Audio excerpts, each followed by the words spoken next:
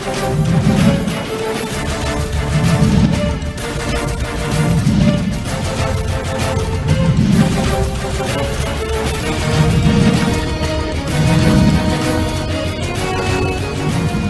de 80 ans au service de la paix, du développement et des droits humains, c'est le thème choisi par les Nations Unies pour commémorer son 80e anniversaire. Déjà, plusieurs chefs d'État ont pris parole hier à la tribune des Nations Unies. Le président de la République, Félix-Antoine Tshisekedi Tshilombo, a pris parole hier dans la soirée en République démocratique à l'heure de Kinshasa. Il y a le président américain qui a aussi pris parole, il y a le président français qui a pris parole. 80 ans des Nations Unies, c'est vrai que ça fait beaucoup d'années, mais plusieurs questions reviennent autour de cette célébration. C'est la paix dans le monde. On a parlé de ce qui se passe dans la bande de Gaza, on a évoqué ce qui se passe en République démocratique du Congo. Est-ce que les humains entre eux ne peuvent pas se mettre autour d'une table, se mettre d'accord pour faire taire des armes? Tout cela est revenu dans le discours de plusieurs chefs d'État. En dehors de ça, comme actualité, nous avons aussi la démission de Vital Kamerhe à la tête de l'Assemblée nationale, qui a aussi fait couler encre et salive cette semaine. Ce sont là les deux thématiques que nous allons évoquer au cours de cette émission avec M. Dani Chamala. C'est un habitué de ce plateau, bien que ça fait un bon moment que nous ne sommes pas revus, mais c'est avec lui que nous allons nous entretenir. Mesdames et messieurs, bonjour et bienvenue à cette émission Grande Analyse, cette émission que vous propose la FM Télévision. Nous sommes au cœur de l'actualité, c'est pourquoi nous tentons toujours à décortiquer sur les nouvelles actualités. Monsieur Dani Chamala, bonjour. Bonjour mon frère Alain. Comment vous allez? Non, je vais très bien. Bien que ça fait un bon moment, mais oui, bon, du moins on est là. La nation nous appelle à plusieurs choses à la fois. Effectivement. Et nous avons aussi l'obligation de faire tout ce qui est à notre charge pour subvenir aux besoins familiaux. Et en dehors de ça, nous devons aussi faire tout pour informer notre population et suivre l'actualité de la politique en République démocratique du Congo. C'est ainsi que nous avons répondu positivement aujourd'hui à votre invitation. Vraiment, je peux profiter de cette occasion pour vous féliciter par rapport à votre mariage. Merci beaucoup. Quand bien même que nous n'avons pas été là pour vous soutenir moralement et tout ça, mais merci. Du moins de loin, là où nous étions de cœur avec vous. Mes très sincères félicitations. Merci beaucoup. Beaucoup de succès. Merci beaucoup. Merci. Comme on le dit, à tout seigneur, tout honneur, nous commençons par le séjour du chef de l'État aux États-Unis, où il a pris parole hier à la tribune des Nations Unies. C'est une session de l'Assemblée générale des Nations Unies un peu spéciale. 80 ans après la création de cette structure, on se retrouve, mais le monde est divisé par des guerres partout. Nous avons la Russie et l'Ukraine, nous venons en Afrique, la RDC, agressée par le Rwanda, avec ces supplétifs de l'AFC, M23, nous voyons ce qui se passe en Palestine. 80 ans après, est-ce que les Nations Unies a failli à sa mission? Merci beaucoup mon frère Alain par rapport à cette question. Je crois qu'il est temps que le monde se réveille. Il est temps que le monde se réveille pour arriver à mettre fin à la violence. Je crois que vous parlez de plus de 80 ans après. C'est-à-dire que les Nations Unies, cette organisation internationale, a vu le jour après la Deuxième Guerre mondiale. Donc nous sommes en 1940, si je ne me trompe pas. Et aujourd'hui, nous avons presque 80 ans de l'existence des Nations Unies. Avant les Nations Unies, on avait ce qu'on appelait la Société des Nations. Et la Société des Nations avait aussi démontré quelques limites. C'est comme ça qu'a vu le jour les Nations Unies. Parce que la Société des Nations n'a pas pu empêcher la Première Guerre mondiale et la Deuxième Guerre mondiale. on avait constaté quelques faiblesses dans son fonctionnement. C'est ainsi qu'on mettra en place maintenant les Nations Unies, ce que nous appelons ONU aujourd'hui, pour arriver à pallier à certaines faiblesses qu'on avait constatées dans les sociétés des nations, la société des nations. Mais à ces jours, plus de 80 ans, on constate que les Nations Unies présentent plus de faiblesses que la Société des Nations. Dans le sens que nous avons au sein des Nations Unies une section qui s'occupe de la sécurité. On appelle ça Conseil de sécurité. Conseil de sécurité. Mais ce Conseil de sécurité, actuellement là, nous constatons comme si ça ne fonctionne pas. Pourquoi ça ne fonctionne pas? Parce que nous avons des guerres partout dans le monde. Il y a des massacres de gauche à droite. Il y a des génocides qui sont perpétrés, et surtout en République démocratique du Congo. Ça fait 30 ans, plus de 30 ans, que la République démocratique du Congo est en train de subir les génocides. Et le Conseil de sécurité ne dit rien par rapport à ça. Et moi, j'ai constaté cette faiblesse-là. J'appelle à ce que les États puissent prendre conscience et que le monde entier se réveille pour constater les faiblesses au sein des Nations Unies et appeler à la réforme. Il faut réformer. 80 ans après, il faut réformer. Parce qu'il y a certaines limites. Oui, si pas réformer, il faut tout simplement faire quoi? Il faut tout simplement dissoudre et créer autre chose. Parce qu'aujourd'hui, nous constatons au sein des Nations Unies comme si c'est une organisation où les grandes puissances se protègent entre eux. Et surtout avec ce système de droit de veto, où il n'y a que 5 membres permanents qui ont ce droit de veto, sous prétexte d'avoir la possession d'armes nucléaires. Donc, ce n'est pas par rapport à une politique de la paix, mais c'est par rapport à la puissance militaire que ces 5 pays détiennent, qu'aujourd'hui, ils sont les décideurs du monde. Ce sont eux qui doivent dire oui et ce sont eux qui doivent dire non. Aujourd'hui, vous allez constater avec ce système, il y a des résolutions en faveur de la paix votées pour tel ou tel autre État et ces résolutions ne sont pas respectées tout simplement. Pourquoi? Parce qu'il y a le droit de veto de telle ou de telle autre personne qui empêche l'exécution de la résolution, par exemple. Vous allez constater aussi les résolutions votées. Oui, bien sûr, on a voté des résolutions. Maintenant, l'exécution de ces résolutions pose problème. Et à partir de là, le monde doit réfléchir pour voir que non. Comment se fait-il que les résolutions des Nations Unies votées au niveau du Conseil de sécurité, ces résolutions ne sont même pas exécutées. Et lorsqu'on n'exécute pas ces résolutions, les Nations Unies sont là en train de regarder, on se contente d'organiser des assemblées générales chaque année et tout ça. Mais en même temps, la population est en train de mourir.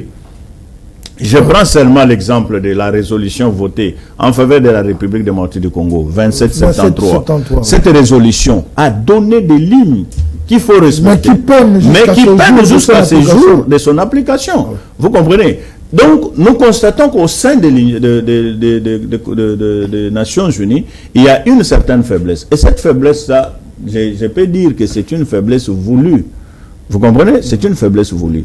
Il suffit tout simplement que la question puisse être à l'avantage d'une grande puissance, cette question passe. Et si la grande puissance n'est pas concernée par cette question-là, ça ne passera pas. Depuis quand la République démocratique du Congo a commencé à crier par rapport à l'agression rwandaise, par rapport au génocide commis sur les sols congolais? Mais vous allez voir, on se contente d'écrire, on se contente de dire non, il faut faire attention, il faut faire ceci. Il n'y a pas une puissance, une force coercitive qui peut faire à ce que cette situation soit freinée. Vous comprenez? Et si vous voyez qu'on constitue une force pour envoyer quelque part, et cette force arrive, c'est pour protéger les intérêts des grandes puissances. Ce n'est pas pour protéger la population ou pour résoudre le problème. Je prends seulement l'exemple de la MONUSCO en République démocratique du Congo. Ça fait 30 ans qu'ils sont là. Le même problème persiste et s'empire. Vous comprenez? Les mêmes problèmes persistent et s'empirent. Nous avons la MONUSCO en République démocratique du Congo, mais il y a des agressions qui se font en République démocratique du Congo sous l'œil de la MONUSCO qui est venu pour sécuriser cette population-là. Et pendant que la MONUSCO est là, il y a des milliers de Congolais qui sont assassinés. Chaque jour. Donc, il y a les génocides qui se commettent en présence de l'armée des Nations Unies. Et les Nations Unies se contentent de faire les rapports. Les Nations Unies se contentent de constater. Et lorsqu'on constate, vous allez voir un certain monsieur qui sort là, à la télé, plein de journalistes, il commence à faire des déclarations. Il dit, voilà ce que nous avons constaté en République démocratique du Congo, nous demandons à ce que cela s'arrête immédiatement et tout ça. Bon, comme ça ne s'est pas arrêté immédiatement, qu'est-ce qu'on fait? Voilà la faiblesse de cette structure que nous appelons aujourd'hui l'Organisation des Nations Unies. Donc, nous devons réformer cette organisation. Nous devons donner beaucoup plus de chances à ce que la paix soit installée partout dans le monde. Mais je suis en train de voir aussi autre chose, que nous devons comprendre que c'est une organisation qui est beaucoup prise en otage par les capitalistes. Les capitalistes ne voient que leurs intérêts. Okay. Donc, la vie humaine ne les intéresse moins. Ce qui intéresse aux capitalistes, ce sont des intérêts, les bénéfices, les avantages qu'ils trouvent dans ce qui se passe. Si c'est les génocides et qu'ils ont leur intérêt dans ces génocides-là, ils doivent laisser passer. Si ce sont de massacres et qu'ils trouvent leur intérêt dans ces massacres-là, ils doivent... Si c'est la guerre, regardez ce qui se passe aujourd'hui en Palestine. C'est aujourd'hui que le monde parle de ce qui se passe en Palestine. Mais nous avons vécu ce qui se passe en Palestine il y a de cela plus de 30 ans. Nous avons vécu. Et personne n'en parlait. Personne n'en parlait. Il fallait attendre l'arrivée de Donald Trump au pouvoir pour qu'il commence à crier haut et fort qu'en République démocratique du Congo, il y a eu des massacres, il y a génocide en République démocratique du Congo. Pour que les gens se réveillent aujourd'hui, pour commencer à parler. Et en plus de cela, même ceux qui envoient des armes, ceux qui forment ces militaires-là, ceux qui fournissent des tenues à ces militaires qui combattent la République démocratique du Congo, sont connus. Au vu et au su de tout le monde, ils savent que la France fait ceci, le Rwanda fait cela, la Grande-Bretagne fait ceci, l'Ukraine envoie des drones et tout ça. Et tout ça c'est connu, mais personne n'interfère dans cette affaire pour mettre fin à ces génocides. Mais je suis content du fait que les Congolais se sont réveillés. Aujourd'hui, nous sommes en train de parler de cela. Donc, je sais que ça va s'arrêter. Oui, ça va s'arrêter. Le président de la République, lors de sa prise de parole hier, a lancé une phrase disant « La communauté internationale a le devoir moral et politique de reconnaître cette tragédie pour que ces génocides arrête d'agir en conséquence, car le silence et l'inaction face à ces crimes s'apparentent à une complicité. Ce n'est pas la première fois que le président de la République le dit. Je pense que c'est pour la deuxième fois. L'année passée aussi, il a évoqué cette complicité de la communauté internationale. Alors, c'est vrai qu'il y a eu des sanctions. C'est vrai, des sanctions par écrit. Sur le plan pratique, nous ne sentons pas. Parce que l'agresseur du Congo est connu, c'est le Rwanda. Qu'est-ce que cette communauté internationale doit concrètement faire pour que nous puissions sentir ça? C'est vrai qu'il y a Macron qui a parlé du respect du territoire congolais. Oui, ça, ce sont des dires. Mais qu'est-ce qui doit se faire dans les concrets pour que nous puissions palper du doigt ces sanctions qui ont été prises contre le Rwanda et tous ces agresseurs de la République? Merci beaucoup, mon frère. C'est pour cela que je suis en train de dire ici qu'il y a une faiblesse dans cette organisation des Nations Unies. Effectivement. On ne doit pas s'arrêter seulement à écrire. On ne doit pas s'arrêter à écrire, mais on doit agir. La République démocratique du Congo, à ce stade, n'a pas besoin des écrits. Il a besoin d'action. Nous avons besoin d'action. Donc, c'est-à-dire, s'il y a une organisation qui s'est dit sérieuse, cette organisation doit agir. Et agir comment? Il ne suffit pas de dire que nous avons sanctionné tel général, nous avons sanctionné tel ministre, nous avons sanctionné tel, pour que les génocides s'arrêtent. Pour que les génocides s'arrêtent. Les génocides que nous sommes en train de vivre sont perpétrés par les grandes sociétés, les multinationales, qui sont en train d'acheter les minéraux du sang de la République démocratique du Congo. Et ces entreprises-là sont connues. Il y a des entreprises américaines, il y a des entreprises anglaises, il y a des entreprises françaises, des allemandes, des entreprises connues, c'est connu de tous. Et même les armes utilisées, on connaît l'origine de ces armes. Il y a la France qui fournit les armes, il y a la Grande-Bretagne qui fournit les armes, il y a tel pays. Donc tous ces pays, mais y compris même la Chine. On nous vend des drones, mais on envoie maintenant les anti-drones que nous avons achetés à l'ennemi pour que nous contrer, afin de ne pas faire face à l'agression. Vous comprenez un peu la politique. Donc c'est pour dire que tout ce monde-là ne vise que leurs intérêts. Alors je suis content du fait que du moins les langues commencent à se délier en faveur de la République démocratique du Congo, pour dire que ce qui se passe en République démocratique du Congo n'est pas normal. C'est un début. Moi, je ne dis pas que c'est déjà une solution, mais je dis que c'est un début. Ça commence comme ça et ça arrivera à un certain moment où nous trouverons notre paix. Parce que même l'indépendance que nous avons acquise dans ce pays, ça a commencé toujours par telle une personne, deux personnes, un mouvement, jusqu'à ce que nous sommes arrivés en 1960, nous avons acquis notre indépendance. C'est comme ça que, avec ce qui se passe, je demande aux Congolais, nous devons nous serrer main dans la main, nous ne devons pas nous plonger dans cette politique de division, cette politique de telle ou telle autre personne, voilà, ceci, voilà, cela. Nous devons regarder dans la même direction, comprendre que nous sommes agressés, nous sommes en danger. Aujourd'hui, nos frères et sœurs de l'Est de la République démocratique du Congo sont en train de mourir. Et ce que nous devons faire, nous devons être ensemble, compatir avec nos frères et regarder dans la même direction, soutenir ce que nous devons soutenir, c'est-à-dire le gouvernement de la République démocratique du Congo et son manager qui est le président de la République, pour que les choses qui sont en train d'être faites puissent aller dans le bon sens. Nous ne devons pas regarder de gauche à droite et nous devons savoir aussi que nous pouvons espérer de cette communauté internationale. Mais l'agression que nous avons, nous sommes agressés, c'est en complicité avec la communauté internationale. Les regards complices que le président de la République a toujours dit, ça se voit, ça se voit. Parce que il suffit tout simplement de voir comment l'Union européenne agit par rapport à ce que nous sommes en train de vivre aujourd'hui. Jusqu'à présent, l'Union européenne ne dit rien. Quand la France dit que non, voilà, et tout ça, je prépare une rencontre avec les mandataires, donc le président de la République, de la République démocratique du Congo, et le président rwandais, et tout ça. Tout ça, c'est pour dire quoi? C'est chercher comment protéger les intérêts français en République démocratique du Congo. Il n'y a pas autre chose que ça. Quand le président de la République évoque le silence complice de la communauté internationale, est-ce qu'à ce jour, on peut déjà dire l'accord de Washington et la déclaration de principe de Doha ont failli? On ne peut pas parler en ces termes-là. On ne peut pas dire que ça a failli parce que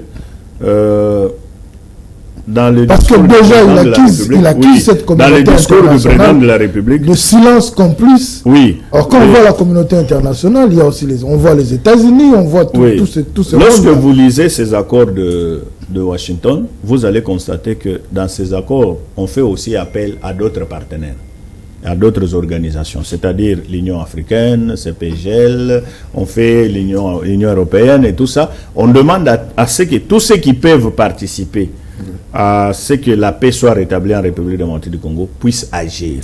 Vous comprenez un peu? Ce n'est pas une affaire de Washington avec la République démocratique du Congo. Ce n'est pas une affaire de Doha avec la République démocratique du Congo. Et quand on demande d'agir, c'est pour dire quoi? Que ceux qui fournissent les armes au Rwanda pour que le Rwanda continue à endayer les sols congolais arrêtent de fournir les armes. Que ceux qui continuent à former les éléments à injecter dans l'armée rwandaise pour dire que non, voilà, ce sont des Congolais qui se battent entre eux, arrêtent de former ces militaires. Demandez aussi à certains pays tels que les Somalie et les autres qui continuent à envoyer leurs militaires en appui de l'armée rwandaise pour que le Rwanda continue à nous agresser, à arrêter. Donc c'est dans ce sens-là qu'on est en train de faire appel à toute la communauté internationale pour que cela puisse s'arrêter. Donc le fait de ne pas arrêter de fournir les armes, Parce qu'au Rwanda, il n'y a pas une société qui fabrique des armes. Oui. Il n'y a pas une société qui fabrique des tenues militaires. Tout ça, ça vient de quelque part. Vous avez vu, même au niveau de nos chaînes de télévision et tout ça, on a toujours saisi des ballons de tenues militaires qui viennent de quelque part. Et quand vous vérifiez tout ça, ça vient de la France, ça vient de la Chine, ça vient d'autres pays que peut-être nous ne saurons pas citer, tous ces pays-là. Donc, vous comprendrez que la communauté internationale est en train toujours d'allumer le feu en République démocratique du Congo pour continuer à acheter d'une manière illégale les ressources. Et en même temps, avec une politique telle que il faut chasser toute la population de l'Est de la République démocratique du Congo et installer les Tutsis de ce côté-là pour que leur projet de Tutsiland puisse se réaliser. Donc c'est ça un peu. Mais on doit toujours interpeller à chaque instant la communauté internationale pour qu'ils agissent. Parce que au cas où cette tragédie continuerait, les Congolais peuvent se défendre autrement. Et ça ne sera pas bénéfique, que ce soit pour la communauté internationale, même pour la communauté nationale. Le président a encore dit le retrait des troupes rwandaises de la RDC, la fin de leur appui au M23 et la restauration de l'autorité de l'État congolaise dans toutes les zones occupées constituent des conditions non négociables pour une paix véritable. Ça aussi, je dirais que c'est pour la énième fois que le président de la République le dit. Est-ce que vous pensez que si ces dires ici ne sont pas respectés, nous allons passer à ce que nous pouvons dire, à cette dernière posture que veulent voir tous les Congolais, parce que la majeure partie des Congolais se disent, oui, la diplomatie, nous en voulons, mais aussi, il faudra qu'on fasse la guerre, parce que le Rwanda ne se sent pas touché directement. C'est pourquoi peut-être qu'il continue à alimenter la mèche du côté de la RFC et le M23. Le président de la République a dit que ce sont des conditions non négociables, les retraits des troupes rwandaises. C'est-à-dire que c'est quelque chose d'immédiat, comme c'est connu de tous. Il ne faut pas que les troupes rwandaises puissent se retirer en contrepartie de quelque chose, ce que nous n'allons pas accepter. Est-ce qu'il ne faudra pas aller dans cette logique de face B, faire directement la guerre afin que nous puissions retrouver cette paix et cette quiétude que nous avons tant cherché? Mes frères, je vais vous dire une chose. Vous savez, nous sommes à la recherche de la paix, non seulement pour la République démocratique du Congo, mais la paix pour la sous-région. Aujourd'hui, dans la sous-région, nous n'avons pas que des ennemis. Nous pouvons avoir aussi des amis. Dans la sous-région, qui aujourd'hui, si la situation arrive à s'aggraver, ils peuvent aussi intervenir et ça sera une guerre qui sera non contrôlée. Et cela donnera des graves conséquences que même la communauté internationale n'arrivera pas à stopper. Je prends seulement l'exemple. Vous avez vu ce qui s'est passé en Iran et Israël. Oui. Lorsque les États-Unis ont constaté que l'Iran était à mesure de se défendre et de causer aussi du tort à Israël, vous avez vu l'intervention des États-Unis. Ils sont intervenus directement et la guerre a été stoppée. C'est-à-dire quoi? Quand vous voyez la guerre que nous sommes en train de mener aujourd'hui, il y a toujours les meneurs de cette guerre-là qui sont derrière. Le Rwanda que nous voyons là, que nous disons nous pouvons faire la guerre aujourd'hui au Rwanda pour mettre fin à cette situation, le Rwanda a ses maîtres. Vous comprenez? Le Rwanda a ses maîtres. C'est ainsi que vous avez suivi même la fois passée le président de la République. Il ne voulait pas discuter avec les M23 directement. Il avait dit qu'il faut discuter avec leurs maîtres. Parce que ce sont eux qui sont... Si aujourd'hui le Rwanda arrive seulement à stopper les soutiens à ces soi-disant rebelles, je vous dis que ça ne prendra même pas 48 heures pour que la situation de l'Est soit stabilisée. Parce que nous avons des éléments, nous avons des atouts à même de stopper cette guerre. Et nous avons aussi des atouts, nous avons aussi des éléments à même de mettre à mal l'armée rwandaise. Si aujourd'hui, nous voulons nous affronter directement. Vous comprenez? Mais ça ne sera pas bénéfique parce que la guerre, quand ça commence, vous connaissez la date. Mais vous ne savez pas quand est-ce que ça va se terminer. C'est le tournant de la Russie. Voilà ce qui se passe en Russie et en Ukraine. Nous ne voulons pas aussi infliger à une population une telle souffrance, alors que La population est innocente de tout ce qui se passe ici. Vous comprenez? Vous avez vu comment l'Iran a bombardé Israël.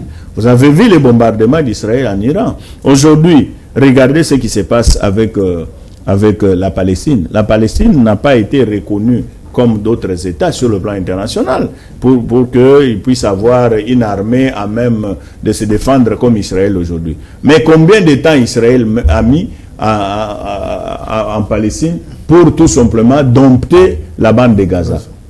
Donc, il ne faut pas minimiser la République démocratique du Congo, croire peut-être que non, parce qu'on a pris telle ou telle autre province. Donc, le Rwanda est à même de prendre tout le Congo ou de dompter toute l'armée de la République démocratique du Congo.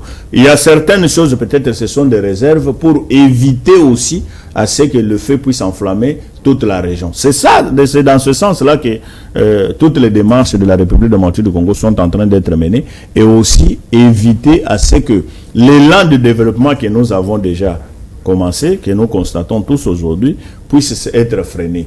Tout ce qu'on est en train de faire, c'est freiner le développement de la République démocratique du Congo. Mais pour ne pas arriver ou tomber dans le piège de l'ennemi, je crois que la diplomatie telle qu'elle est en train d'être menée, elle peut nous amener à arriver à résoudre ce que nous avons comme problème, et puis donner la paix à la population de l'Est de la République démocratique du Congo. Et nous appelons aussi à ce que nous, Congolais, nous devons sortir de la traîtrise. Nous devons comprendre que nous n'avons la nation que la République démocratique du Congo. Tu peux avoir plusieurs maisons, tu peux avoir autant d'argent en banque, mais sachez que s'il n'y a pas un peuple qui est à côté de vous, vous ne vivrez pas seul. Je crois, j'aime bien, il y a voilà, c'est un slogan qui est souvent répété sur votre chaîne ici. Nul n'a le droit d'être heureux seul sur la terre. Donc, vous pouvez avoir autant de moyens, autant d'argent, autant de véhicules, mais si vous êtes seul sur la terre, la République démocratique du Congo ne vous servira à rien. Donc, nous devons avoir nos frères de l'Est de la République démocratique du Congo. Nous devons avoir aussi nos voisins, tels que l'Ouganda, le Rwanda et tout ça, pour qu'il y ait cet échange-là. Je crois que c'est ce qui fera de nous des gens heureux sur la terre. Aujourd'hui, si la Palestine n'existe pas, la Jordanie, Liban et tout ça, Israël ne sera pas seul sur la terre. Vous comprenez? Israël ne saura pas vivre seul sur cette terre des hommes. Il faut que les Libanais soient là. Il faut que les Palestiniens soient là. Les Syriens doivent être là. C'est comme ça que le monde sera meilleur. Et ce monde ne sera meilleur que lorsque nous respectons les droits des uns et des autres. Avant d'aborder la deuxième thématique, nous terminons avec le discours du chef de l'État. En suivant le discours du chef, vous vous êtes dit quoi? Il a peint la situation politique de la République, où il a vendu tout ce il a fait voir à la face du monde tout ce que nous traversons dans la partie Est. Ça fait pratiquement plus de 3 décennies, de millions de morts. Est-ce que cette assemblée qui était là en train de le suivre a quand même pu prendre à bras le corps la situation sécuritaire qu'il a peint dans son discours? Ce que j'ai aimé dans le discours du président de la République, c'est que vous allez constater par rapport à d'autres discours des années passées, des assemblées passées, on était dans une position de gens qui sont à la demande de quelque chose. Des demandeurs. Oui, demandeurs. Maintenant, avec la main tendue. Maintenant, nous sommes dans une position de gens qui s'assument. Vous comprenez? Parce que le président, dans son discours, oui, il a fait voir le rôle que pouvait jouer la RDC. Nous sommes maintenant dans une position de gens qui prennent leurs responsabilités et qui font voir à la face du monde que nous sommes à même de faire ce que le Rwanda est en train de faire sur notre sol aujourd'hui. Nous sommes à même de faire ça. Mais la vision de la République démocratique du Congo, la République démocratique du Congo, c'est un pays fédérateur. C'est un pays qui est appelé à jouer un grand rôle en Afrique centrale. Et nous ne devons pas avoir à nous cet esprit belliqueux. Donc, faire de la guerre et tout ça pour créer de l'insécurité dans la sous-région. Non, nous sommes un pays appelé à vivre dans la paix pour que cette paix puisse profiter aussi à nos voisins. Vous savez combien de temps l'Angola a fait dans la guerre. Vous savez combien de temps le Soudan a fait la guerre. Vous savez combien de temps le Rwanda même avec l'Ouganda. Vous savez combien de choses se sont passées là-bas. Et tous ces gens-là, leur terre d'asile, c'était la République démocratique du Congo. Appelée Zaïre à l'époque. C'était la République démocratique. Nous devons continuer à jouer notre rôle. Nous sommes un grand pays au centre de l'Afrique et nous devons accueillir tous ceux qui viennent de gauche et à droite et nous devons prêcher par exemple. Donc, c'est-à-dire, nous ne sommes pas là pour faire la guerre aux autres, mais nous sommes là pour créer des conditions de paix pour qu'il y ait le développement en Afrique centrale. Aujourd'hui, lorsqu'on dit que l'Afrique n'est pas développée, l'Afrique n'est pas développée, pourquoi? Parce que nous utilisons des armes qui sont fabriquées ailleurs, nous les utilisons chez nous pour tuer nos propres frères. Et cela sort même de la bouche de ceux qui fabriquent ces armes-là. Que non, les armes que nous fabriquons chez nous, c'est vous qui achetez pour tuer vos propres frères. Regardez aujourd'hui ce qui est arrivé en Libye aujourd'hui. On avait le président Kadhafi. On nous a fait croire Kadhafi était Kadhafi. On a tué Kadhafi. Qu'est-ce qui se passe aujourd'hui en Libye? Alors que pendant que Kadhafi était présent, la question sur l'immigration en Europe n'avait pas cette ampleur que cette question a aujourd'hui. Et voilà comment les gens continuent à mourir dans les océans, dans les mers et tout ça pour rejoindre l'Europe. Et aujourd'hui, l'Europe, je peux dire, c'est un continent en faillite. Vous comprenez? Qu'est-ce qu'il y a encore en Europe? Parce que vous allez constater, même les sociales que les gens suivaient là-bas, ça n'existe pas. Les travails comme les gens allaient là-bas, non, on va travailler en Europe. Il n'y a plus de travail là-bas. Maintenant, tout doit tourner tout autour de l'Afrique. Et l'Afrique, nous avons vu que l'Afrique centrale, c'est la République démocratique du Congo qui peut jouer son rôle là. Parce que, de par notre superficie, de par ce que nous avons comme sol riche d'abord, de part aussi ce que nous avons comme sous-sol. Donc nous sommes un pays fréquentable et nous devons avoir des conditions pour que tous ces gens-là viennent chez nous. Nous pouvons les accueillir, donner du travail à ceux qui ont besoin du travail, donner les minerais à ceux qui en ont besoin, donner les espaces de l'agriculture à ceux qui peuvent cultiver pour que la nourriture soit donnée à toute l'Afrique. Donc nous sommes là comme un pays d'accueil. Nous pouvons accueillir tout le monde, nous pouvons accueillir qui veut venir habiter chez nous. Nous n'avons pas cette idée-là ou cet esprit-là belliqueux pour commencer à créer de l'insécurité dans la sous-région. Voilà, merci beaucoup. Je pense que tout a été dit par rapport au discours du chef à la tribune des Nations Unies. Nous allons aborder, avec ce temps qui nous reste, la deuxième thématique, la démission de Vital Kamerhe. Certains parlent d'une trahison, d'autres parlent d'un acharnement, d'autres parlent d'une suite logique. Il a été lâché par ses pairs ou les députés qui ont estimé que la gestion du bureau dirigé par lui et de l'Assemblée nationale était opaque. Et Kamerhe, ne voulant pas peut-être passer à ce jeu de questions-réponses à l'Assemblée, a choisi de démissionner. Vous, en tant qu'analyste politique, quelle lecture faites-vous de cette démission de Vital Kamerhe? Merci beaucoup, mon frère. Par rapport à cette question sur la démission du président Kamerhe, l'honorable président Kamerhe, parce qu'il est député, honorable Vital Kamerhe, à la tête de l'Assemblée nationale.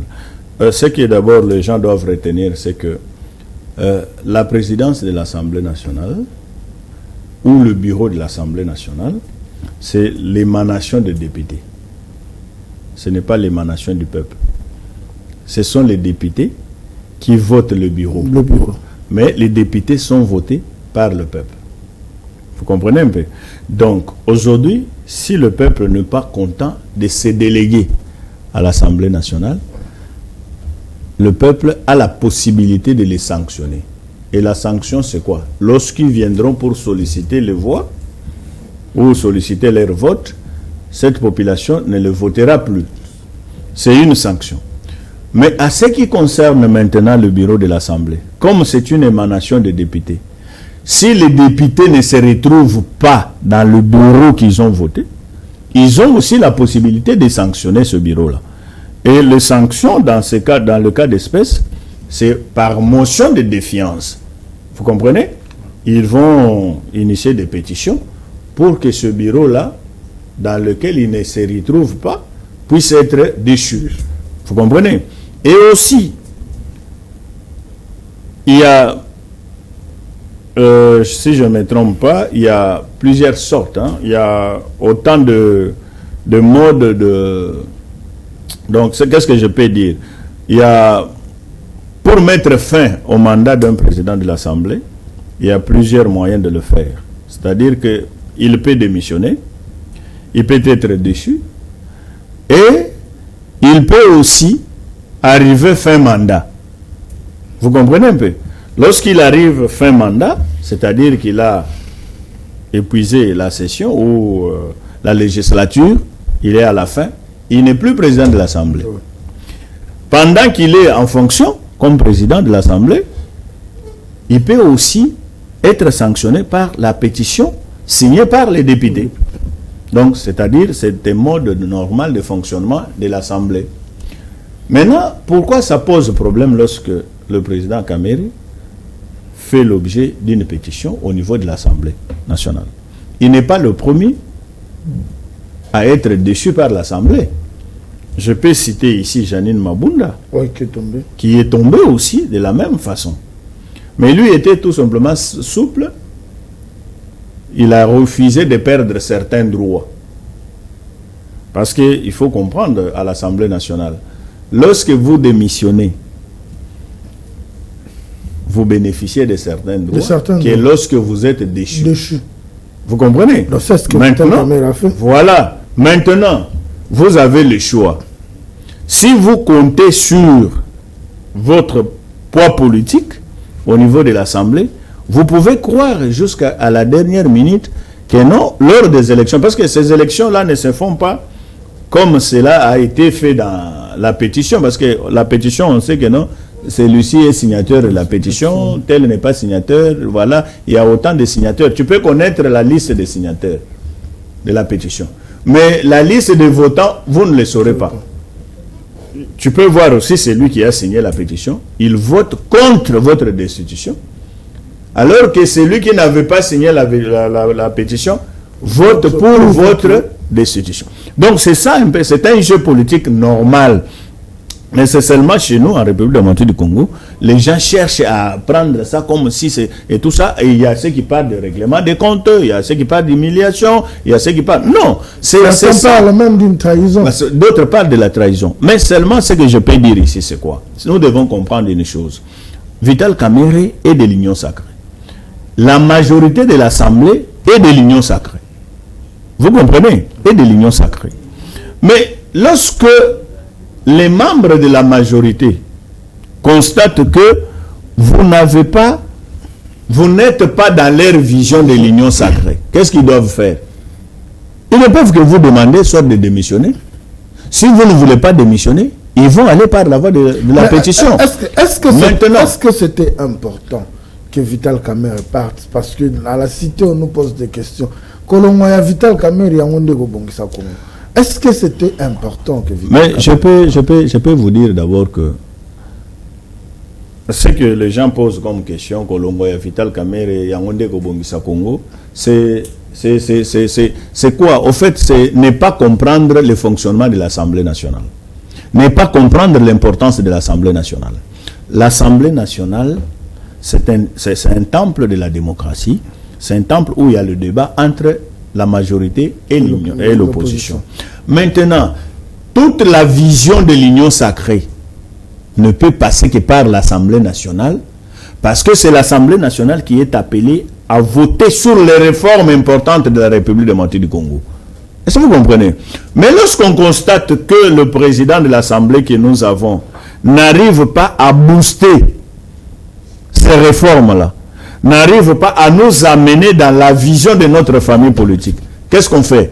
On cherche celui qui peut le faire selon la vision de notre famille politique. Vous comprenez? Vous pouvez être mon frère, vous êtes mon ami, mais lorsqu'il s'agit des intérêts de la famille politique, si vous marchez à contre-courant, vous n'êtes pas avec nous. Je prends seulement l'exemple, le propre petit frère de lui-même, l'honorable Vital Kamere. Vous avez déjà suivi lorsqu'il écrit à ce qui concerne ce régime, vous pouvez croire que son grand frère est de l'Union sacrée? C'est-à-dire que on peut être de l'Union sacrée, mais si on n'a pas la même vision des choses, on vous dit non, bon, ça va. Cette fois-ci, on a constaté que nous ne marchons pas de la même façon. Vous pouvez d'abord vous mettre de côté, nous prenons une autre personne. Celui qui peut faire passer les réformes que nous voulons, celui qui peut faire passer telle ou telle autre chose, celui qui peut organiser les contrôles du gouvernement tel que nous voulons que ça soit fait. Mais cela ne va pas fragiliser l'Union sacrée parce que Kamere se sentira trahi. Déjà, nous savons comment est-ce qu'il est arrivé à ce poste. Kamere qui dit candidat du président de la République, de l'autre côté on dit ça ne passe pas, on part par des primaires, Kamere accepte les primaires, il passe candidat de l'Union sacrée, il est élu président de l'Assemblée nationale, aujourd'hui il quitte de la manière dont il a quitté. Est-ce que vous pensez que Kamere aura encore ce goût-là de rester dans l'Union sacrée? Ne se sentira-t-il pas trahi? Mais non, il faut pas voir les choses de cette manière-là. Comme si lorsqu'on quitte un poste, on devient frustré, donc on décide de quitter l'Union sacrée parce qu'on n'est pas au perchoir. Non, il y a les ministres de l'Union sacrée qui ont quitté le gouvernement, mais qui ne sont pas allés rejoindre la rébellion. Et qui n'ont même pas accepté d'aller dans l'opposition. Qui continuent à soutenir toujours l'Union sacrée. Donc c'est pour dire que et dans l'Union sacrée, il n'y a pas que Vital Kamere comme membre. Il y a plusieurs membres de l'Union sacrée. Tu peux aussi gérer une année, on donne aussi à une autre personne. Parce qu'il ne faut pas oublier que d'ici 2028, il y aura des élections qui seront organisées sur toute l'étendue de la République démocratique du Congo. Et l'Union sacrée a aussi le devoir de remercier tous ceux qui l'ont accompagné durant ces 2 mandats. Vous comprenez un peu? Oui. Donc, c'est-à-dire qu'aujourd'hui, tu peux être là, on peut te dire que non, bon, ça va, tu te mets de côté, on peut aussi utiliser une autre personne. À l'époque de Kabila, c'était la même chose. Même à l'époque de Mobutu, Kengo est revenu comme Premier ministre combien de fois? Et quand on le faisait quitter, vous savez, il y a même une chanson que un artiste musicien avait chanté Oloba Gitro Pembeni. Donc, c'est-à-dire que quand on avait mis de côté, à un certain moment, et rappelez-vous que le président de la République a toujours dit que Vital Kamere, c'est un garçon sérieux et il assurera de grandes responsabilités dans ce pays. C'est-à-dire, et même là où il est aujourd'hui, le président de la République a confirmé qu'il a toujours confiance en Vital Kamere, mais ce qui est arrivé à l'Assemblée nationale, c'est le fonctionnement de l'Assemblée nationale. L'Assemblée nationale, c'est un pouvoir législatif dans lequel on ne doit pas se mêler, comme la justice et autres. Le président de la République ne se mêle pas dans d'autres pouvoirs pour commencer à donner des injonctions. Non, comme moi je soutiens Vital Kamere, il ne faut pas faire ça, il ne faut pas faire ça, ça devient la dictature. Il faut laisser chaque pouvoir évoluer et faire ce qui est de son devoir. C'est ça aussi le jeu démocratique. Maître Dani, nous sommes arrivés à la fin. Votre mot de la fin aux téléspectateurs qui nous ont suivis. C'est vrai qu'il y a 45 minutes, mais ça coule comme de l'eau. On aura toujours à dire votre mot de la fin pour le passage d'aujourd'hui. Le mot de la fin, d'abord, je vous remercie de votre invitation. De deux, je remercie tous ceux qui nous ont suivis. Là où ils ont compris, c'est bon. Là où ils n'ont pas compris, ils peuvent toujours poser des questions pour que nous puissions revenir encore avec beaucoup plus d'éclairage pour que la compréhension soit quand même bonne. Je demande à ce que le peuple congolais soit toujours de cœur avec nos frères et sœurs de l'Est de la République démocratique du Congo et que nous puissions être derrière nos FARDC qui font un travail de titan jour et nuit pour stopper l'avancement de nos ennemis qui cherchent à déstabiliser ou à empêcher le développement de la République démocratique du Congo. Nous sommes pendant une période très cruciale. Si nous baissons le bras, si nous ne faisons absolument rien, nous risquerons de devenir des esclaves des autres. Ça, j'ai un plan, je suis en train d'emprunter l'expression de Mosé Laurent Désiré Kabila, que nous ne devons pas être des esclaves de ces petits messieurs. Donc, qui, au fait, aujourd'hui, ne peut pas faire face à la République démocratique du Congo. Soyons ensemble, soutenons la République démocratique du Congo. Ce qui se passe en politique, ce sont des jeux politiques. Vital Kamere s'appelle avec le président de la République, il a son numéro, ce sont des amis, ce sont des collègues politiques. La différence, c'est que celui-ci est président de la République, celui-ci était président de l'Assemblée, il est député national. Il continue, connaissant Vital Kamere, il continue à être fidèle au président de la République et à la population ou à la nation congolaise, et il va assumer encore d'autres responsabilités. Être président de l'Assemblée n'est pas la fin du monde, on peut toujours quitter et redevenir après. Merci beaucoup. Voilà, merci beaucoup. C'est par ce mot de notre invité que nous mettons un point final à cette émission d'aujourd'hui. Merci à l'équipe technique qui nous a accompagnés, Torres Satibou et à mon jeune frère de piano. Et à la régie finale, je vois Privali Wambela. On se retrouve prochainement avec un autre invité pour d'autres sujets. Au revoir.